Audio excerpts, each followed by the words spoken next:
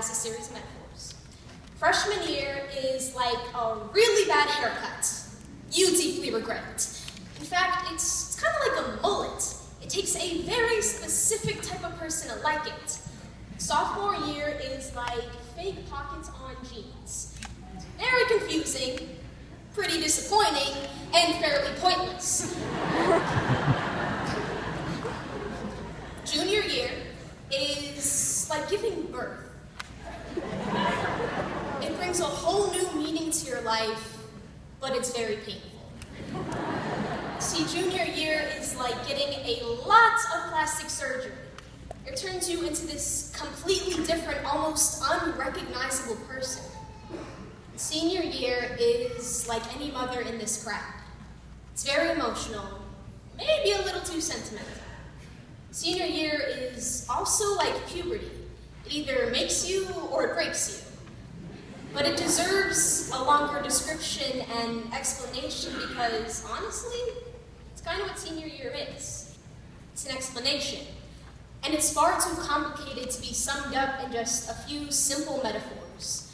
See, the past years are years when the world crumbles around you and fire is being shot at you, but this year is the year when your former self and your history are just left in ashes and you discover the meaning to everything in the debris.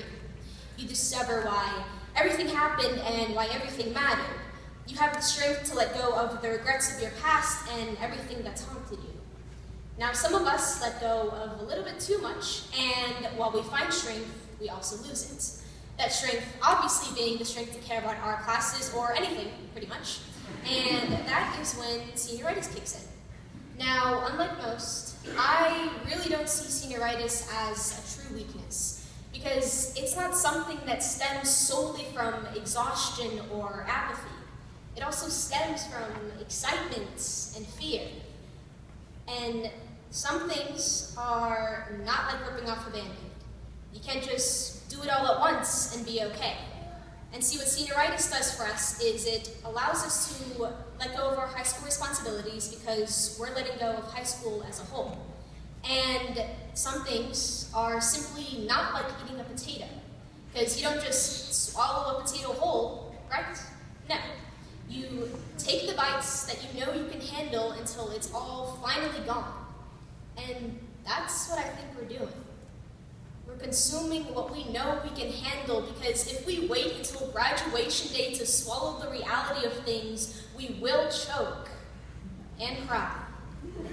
Maybe die right on the spot, metaphorically, of course. Now, some of us go into senior year already dead. And it takes a coach, or a friend, or a teacher, or whatever to bring us back to life. And this man that I am about to introduce is a man who does just that and more. If you are blessed enough to encounter his spirit, you can feel life crawling back into your veins. And fortunately, I did not have to wait until senior year to experience the passion for literacy and the hope that he hands each and every one of his students. I stumbled upon this incredibly hilarious and compassionate man last year when I got to take his creative writing class. And I will never forget how unconfined I felt every time I entered that room. And that feeling is so important and memorable because in high school, we tend to roam these halls with the fear of judgment and the desire to fit in haunting us. But when I am in his class, I can express my beliefs and my opinions without hesitation, and I can write without fear, and I can breathe without anxiety. And the most beautiful thing is he never shows you the rules on how to live. He simply shows you why you should live. And he's not a teacher who just throws you the meaning of life. He's a teacher who allows you to interpret your own meaning. Like the truth, he can set you free.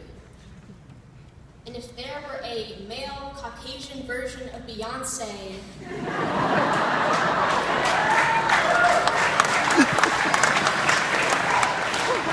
this man would definitely be it. So, teachers, staff, parents, friends, enemies, Please put your hands together for the wonderful, magnificent Mr. Hugh Inman.